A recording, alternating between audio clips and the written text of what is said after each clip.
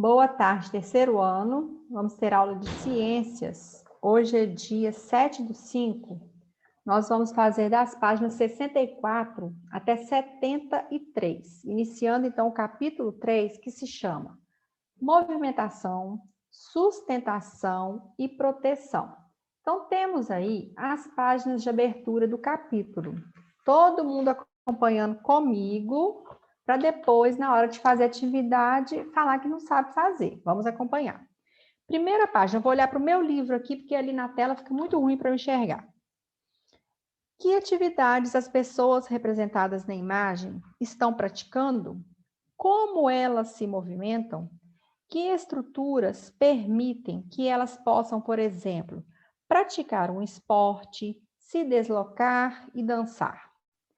As pessoas, agora na página ao lado, as pessoas podem realizar diferentes movimentos, como abrir e fechar os olhos, virar a cabeça para os lados, movimentar os membros para frente e para trás. Os membros seriam braços e pernas, a gente pode movimentar, ficar em pé ou se sentar, mexer os braços, as mãos, as pernas, andar e nadar. As pessoas se movimentam e mantêm a postura, ou seja, essa postura que a gente tem quando a gente fica em pé, retinho, por meio de estruturas corporais, tais como ossos e músculos.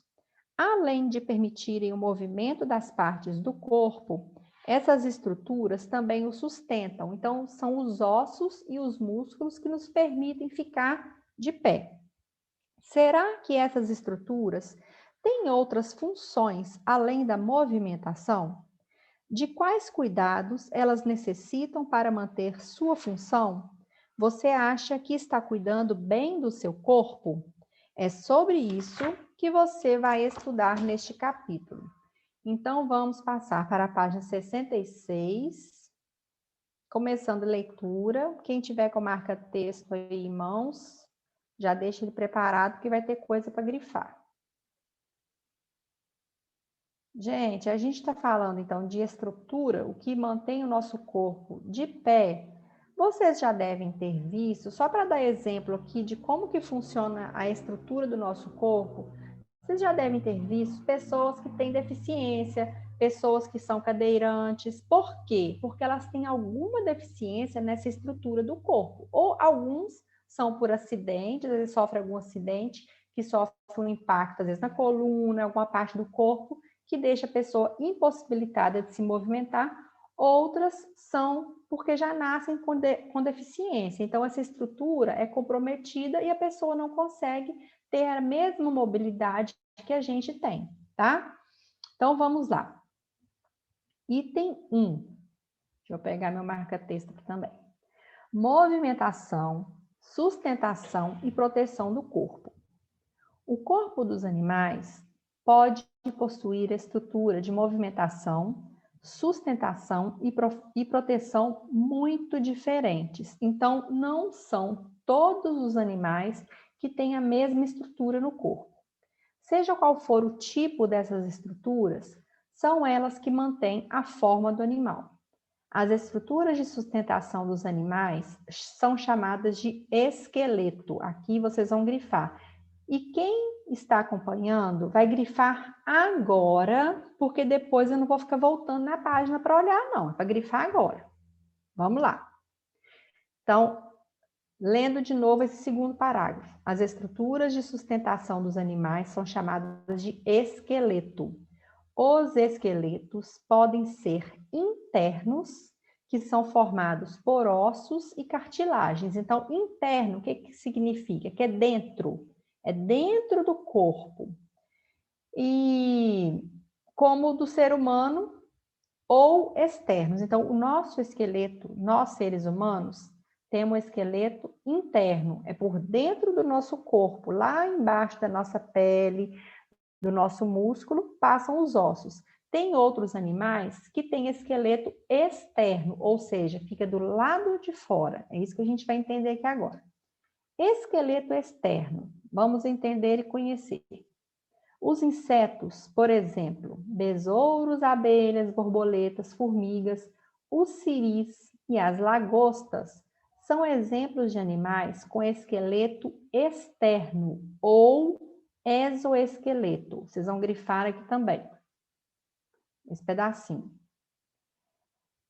Exoesqueleto, essa introdução aí da palavra, esse início da palavra exo, quer dizer que é do lado de fora. Então, o esqueleto desses animaizinhos que eu acabei de citar aí, besouro, abelha, borboleta, formiga, é formado pelo lado de fora. Eles não têm estrutura óssea como nós temos.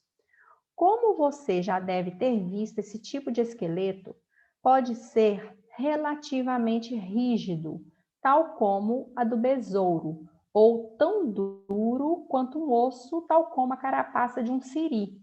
Então, eles têm o esqueleto por fora e esse esqueleto deles é muito duro. Se a gente pisar no besouro, quem aí já pisou num besouro? Faz um barulhinho assim, creque, parecendo que está uma coisa quebrando mesmo. É o esqueleto dele que está sendo quebrado. Imagem aqui. Os besouros possuem exoesqueleto, o qual pode ser bem resistente, então é bem duro. Continuando, a parte de baixo aí. O exoesqueleto pode ser comparado à armadura que antigos cavaleiros usavam em combates para proteger o corpo. Então, qual que é a função do exoesqueleto? Proteger o corpinho desses animaizinhos aí. Mas assim como essas armaduras, eles não crescem ao longo da vida do animal. Então, essa parte aqui é muitíssimo importante. Por exemplo, o besouro nasce pequenininho. Essa armadura, esse esqueleto que ele tem do lado de fora, não cresce de acordo com o corpo dele, não. Então, o que acontece? Ele troca de casca, troca essa armadura e nasce uma nova. É isso que acontece com eles. A gente vai ver outros exemplos aí. Então, aqui, vocês vão grifar aqui também. Quando o animal cresce, ele deve abandonar o esqueleto antigo e produzir um novo do tamanho adequado. Esse exoesqueleto abandonado pode ser encontrado sobre a vegetação. Então, a gente às vezes acha, quem aí já viu a imagem que está mostrando aqui ao lado, de uma cigarra. Às vezes a gente vê somente a casca da cigarra numa árvore, pregado numa árvore ou no chão. É porque a cigarra é um animal que possui esqueleto externo. Então, quando ela troca, às vezes as pessoas falam assim, a cigarra canta, canta, canta até morrer. Não é. Aquilo que ficou lá foi a casca dela, o esqueleto dela, que ficou porque o corpinho dela vai criar um novo esqueleto do tamanho dela, porque ela cresce e o esqueleto não cresce junto. Aí a imagem aqui, ó, exoesqueleto da cigarra. A abertura presente nesses esqueletos abandonados deu origem à ideia de que as cigarras cantam até estourar, foi o que eu falei. Aí aqui, ó, abertura por onde saiu o animal que abandonou o antigo exoesqueleto. Aqui, ó, vocês podem ver que tem uma rachadura aqui assim nas costas dela, foi por onde a cigarra saiu e deixou o esqueleto lá. Aí o corpinho dela vai formar um novo esqueleto. É estranho, é esquisito, mas é assim que acontece na natureza. Prosseguindo, então, antes de seguir. Número 1, leia a tirinha sobre o esqueleto de alguns animais. Então, temos aqui a tirinha. Vou ler no meu livro. O Baratox me deu superpoderes. Estou vendo seu esqueleto. Bah, insetos, tem o esqueleto do lado de fora. Então, vocês estão vendo que uma pessoa aí foi borrifar o spray de, como é que chama? Matar insetos, e o inseto não morreu. Ele simplesmente parece que deixou o exoesqueleto dele e saiu fora. Aí a questão A. Identifique os 2 animais presentes na tirinha. Quais são os bichinhos que vocês conseguem identificar aqui presente? Letra B, então são 2. Letra B. Identifique o tipo de esqueleto desses personagens. Então, vocês vão responder. O esqueleto desses personagens que estão na história aqui é esqueleto interno ou é esqueleto externo?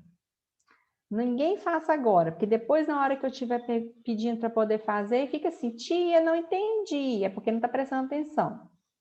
Letra C. Cite outros 2 animais, além desses que tem na tirinha aqui em cima, que possuem o mesmo tipo de esqueleto deles.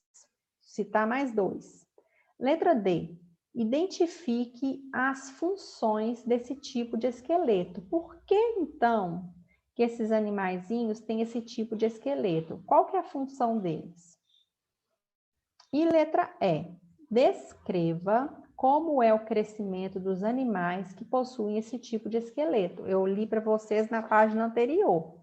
Como que eles crescem, o que que acontece, qual que é o processo que acontece aí com o crescimento do esqueleto deles. Tá bom? Então, depois a gente faz juntos. Vamos continuar aqui só acompanhando comigo.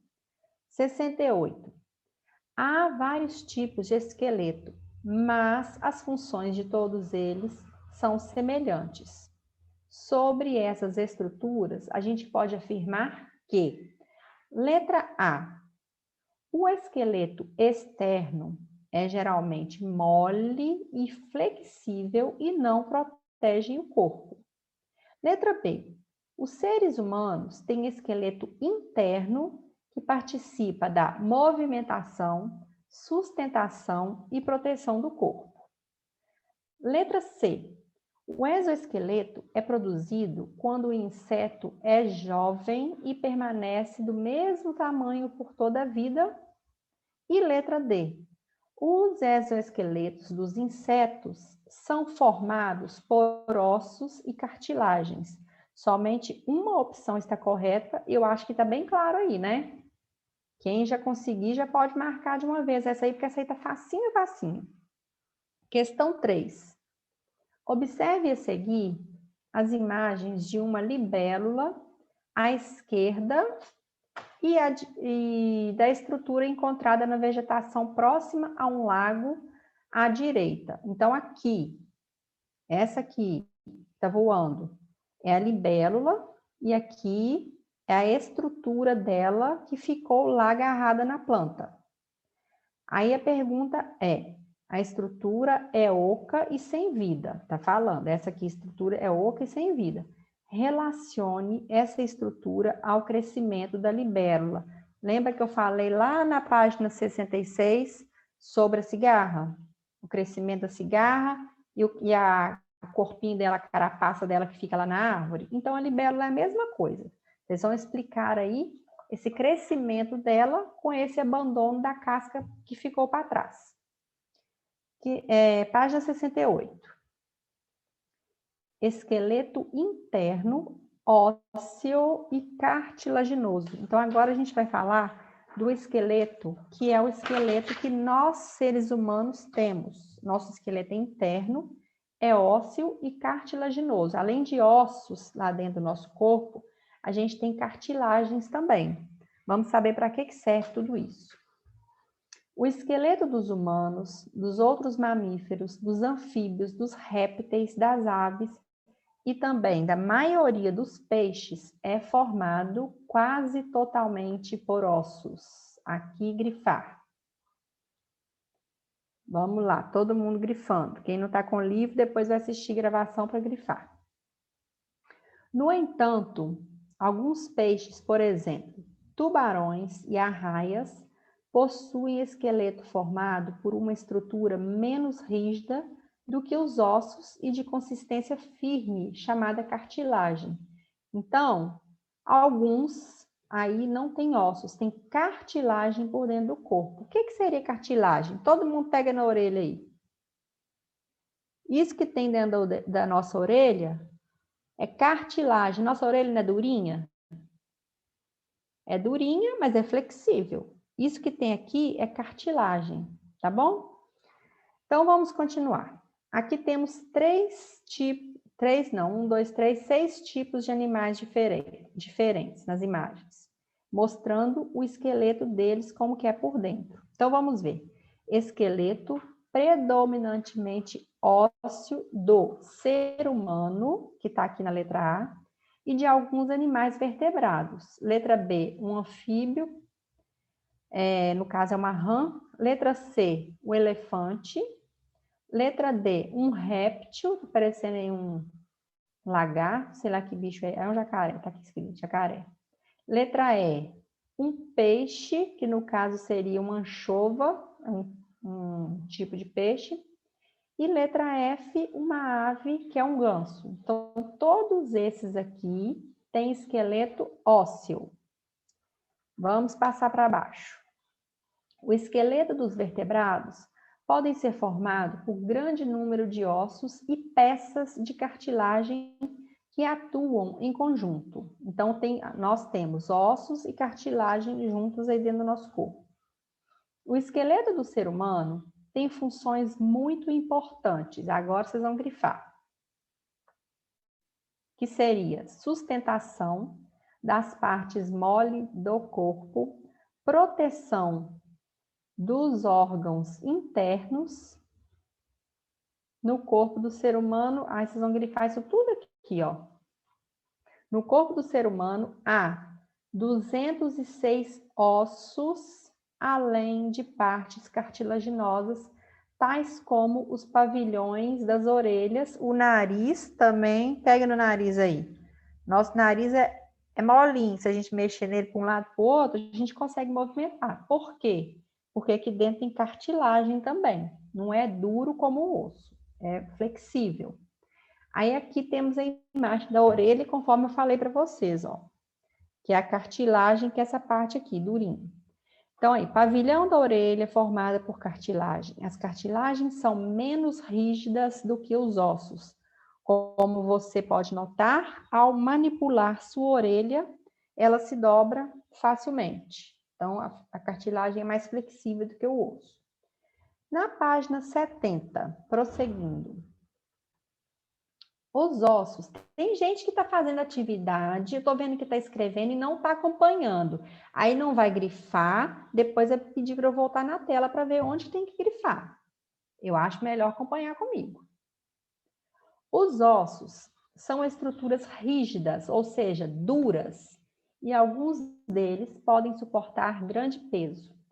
Por exemplo, o osso da coxa, chamado fêmur, suporta a metade do peso da pessoa, o que para um adulto pode passar de 35 quilogramas.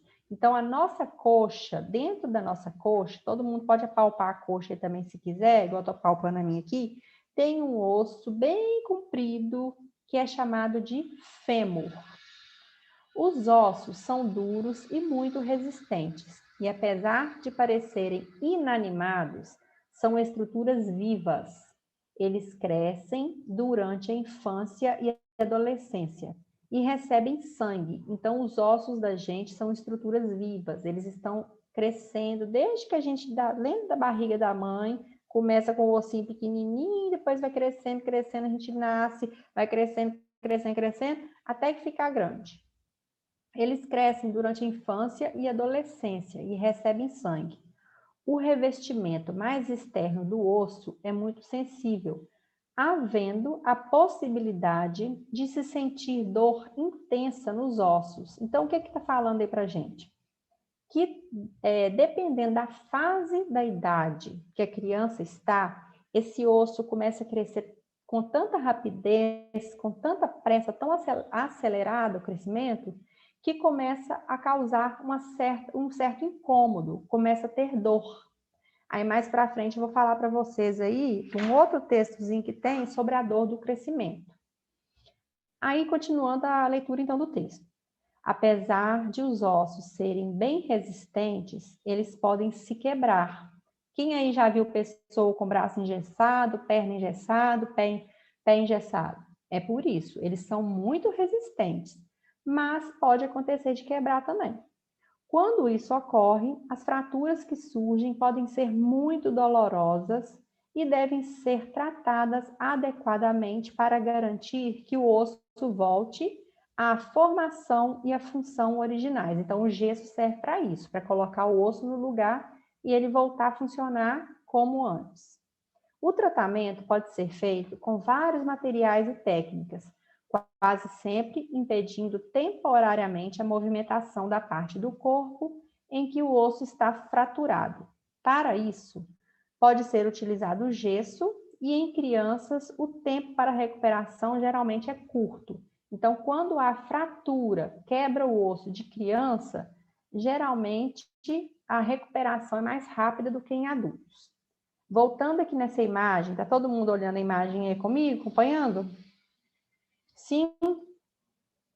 Então tá. Aqui tem uma imagem que está mostrando um corte na diagonal do osso, aí para a gente ver como ele é por dentro. Aqui, ó. Estrutura que leva sangue ao osso, parte rígida do osso e revestimento do osso, que é mais sensível. E aqui a extremidade. Então, essa aqui é por dentro do nosso osso, como se tivesse sido cortado. Está mostrando aí como que ele é por dentro. Então, tem sangue passando nele. Por isso que eu falei que o osso é uma parte viva, uma estrutura viva do nosso corpo também. Então, vamos continuar aqui embaixo. Temos aí a imagem de um exame de raio-x, que é o exame que permite que o médico veja por dentro do nosso corpo. Vai ver o osso como que está, e no caso aqui, o osso foi fraturado. Aqui, ó, vocês podem ver aqui, ó, localizado entre a mão e o cotovelo. Olha aqui, vocês estão vendo aqui onde está o cursor meu? O osso quebrado. Então, o que vai acontecer? Vai colocar um gesso para o osso chegar no lugar, voltar. E aqui do lado o menininho. O gesso mantém o osso imobilizado e favorece a recuperação da fratura. Ok? Até aí tá tudo tranquilo? Ótimo. Então, pulando para 70. 70 não, 71, mentira. Que temos aí um experimentando. Esse experimentando, vocês vão colocar por enquanto, que eu vou dar ele mais adiante, não será hoje, vocês vão colocar só um NF aí para mim, porque eu vou dar ele mais para frente como trabalho. Não precisa ninguém fazer agora, é só colocar NF aí. E na 72 é a continuação dele, desse experimento. Vocês vão colocar também nas duas páginas. Futuramente eu vou passar essa atividade aí, vai ser como trabalho, não hoje, tá bom? Aí vamos para aqui, ó. Esse pedacinho aqui. Os ossos são formados por uma parte mineral feita principalmente de cálcio e por uma parte feita de proteínas. Quando se deixa por muito tempo o osso imerso no vinagre, isso aí está falando ainda sobre o experimento que vocês vão fazer, mas não agora. É retirado do osso os minerais dele e ele vai ficar flexível. O osso que era rígido, duro, igual o nosso osso que passa por dentro do nosso corpo, deixado de molho no vinagre, ele vai ficar flexível.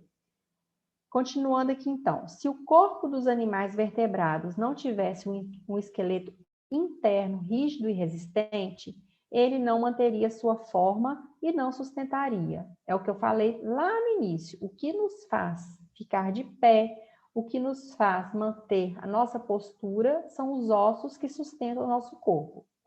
Mas o esqueleto também apresenta uma importante função, que é, esse aqui vocês vão grifar também, deixa eu pegar meu marca-texto aqui, que é proteger os órgãos que ficam no interior do nosso corpo. Então, lá dentro do nosso corpo tem pulmão, estômago, fígado, rins, coração. Aqui dentro, ó, do nosso crânio tem o cérebro. Toda essa estrutura óssea serve para proteger o que está dentro do nosso corpo, tá bom? Temos a imagem aqui. Quem não está olhando para mim, quem não está olhando para o livro aí, porque está fazendo outra coisa, estou de olho. Primeira imagem. Lá dentro do crânio, que é essa estrutura óssea aqui, todo mundo pode bater na cabeça aí para ver como que é duro. Bate aí para ver. Tem o nosso cérebro. Então, qual que é a função do crânio? Proteger o cérebro. A outra imagem, lá dentro das costelas, todo mundo apalpa a costela aí, ó. Costela pega desde a frente até atrás aqui nas costas, ó. Parece uma caixinha. Estão os pulmões e o coração. Então, esse osso também, a costela, serve para proteger os órgãos que estão aqui dentro. Conseguiram sentir? Que a gente tem uma caixa aqui? Isso tudo aqui protege os órgãos internos da gente. Então, lendo aqui a legenda, o crânio é formado por ossos muito resistentes que protegem o cérebro e outros órgãos. Já as costelas e o osso externo protegem os pulmões e o coração. Aí vamos para aprendendo mais que eu falei com vocês aí, que a gente vai ver sobre a dor do crescimento. Talvez vocês já até tenham sentido essa dor aí e não sabem o que é. Todo mundo está prestando atenção. Algumas crianças apresentam a chamada dor do crescimento. Durante o dia, a criança brinca, corre, joga bola e não se queixa de nada. Quando chega o final da tarde ou à noite, ela sente muita dor, principalmente nas coxas, atrás dos joelhos, nas panturrilhas, que são as batatas da perna, e nos pés. Também pode acontecer de a criança acordar no meio da noite sentindo essas dores. A dor do crescimento se manifesta em uma fase importante do desenvolvimento físico, atingindo geralmente crianças entre 5 e 10 anos, porém não afeta as atividades diárias. Então, ninguém deixa de fazer as atividades do dia a dia por causa da dor do crescimento, mas incomoda. Quem aí já sentiu esse tipo de dor? No joelho, principalmente, dói bastante. Davi, Júlia, Joel, Laurinha, beleza, depois vocês vão contar pra gente aí. Aí, continuando o texto. Os médicos não sabem exatamente a causa dessa dor. Por um tempo, já se pensou que ela era causada pelo crescimento rápido dos ossos. Então, cresce tão rápido que causa essa dor. Muita movimentação e muitos exercícios físicos durante o dia parecem contribuir para que ela apareça.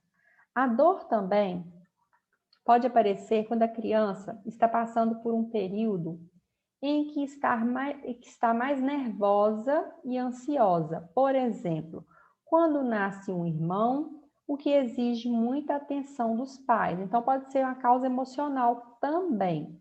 Ou quando muda de escola, entre outros fatores que podem afetar o emocional da criança. Geralmente, os sintomas melhoram espontaneamente, ou seja, melhoram sozinhos, não precisa de remédio, não precisa de nada. Cadê? Perdi. Mas massagens, presta atenção nessa parte aqui.